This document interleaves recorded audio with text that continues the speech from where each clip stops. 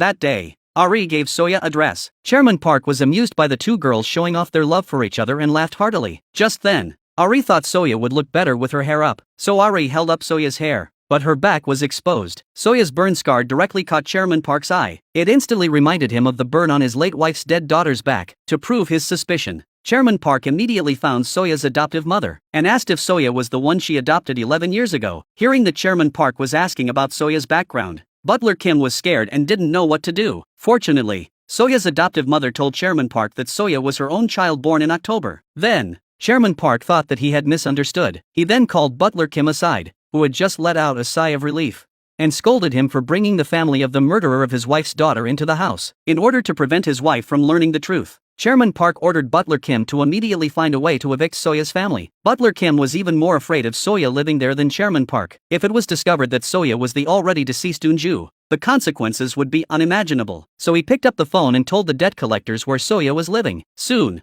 the debt collectors quickly found out where Soya was living. When Soya and the others didn't know what to do, Butler Kim appeared and agreed to help pay off all the debts, on the condition that Soya's family returned to live in their old home in the countryside. The adoptive mother agreed to this condition without hesitation. Early the next morning, Butler Kim personally saw the Soya family off to the car and watched them leave. Butler Kim thought he could finally rest easy. In fact, this was when his real nightmare began. When the wife returned from her trip, she happened to meet the nanny and wanted to throw away the things Soya had forgotten to take with her. A yellow piece of clothing in the cardboard box suddenly caught her attention. She hurriedly stopped the nanny and grabbed the child's clothing from the cardboard box. She couldn't believe it. Her daughter had been dead for more than 10 years. So why was her daughter's clothing here?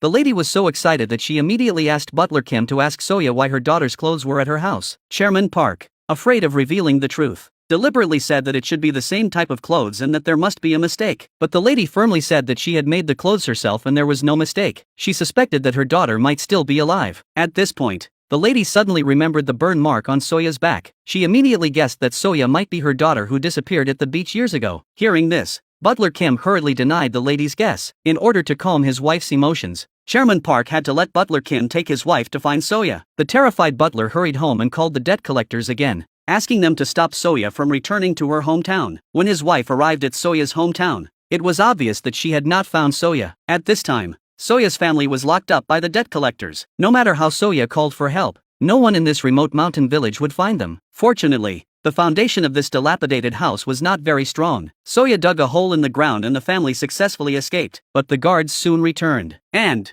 realizing that the people had disappeared, hurriedly searched everywhere. Soya knew that it was impossible for her family to escape like this, and in order to keep her promise to her dead father to take care of her family, she decided to lure the men away herself, and let her foster mother take her brother and sister and escape from the other side. They would meet at the agreed place. At this moment, her foster mother tightly grasped Soya's hand and would not let go. She finally treated Soya like her own child. Soya assured her mother that she would definitely meet them safely. After that, she didn't hesitate to rush out and lead all the black-clad men in the other direction. Her adoptive mother looked in the direction Soya disappeared and cried uncontrollably. She regretted having neglected Soya.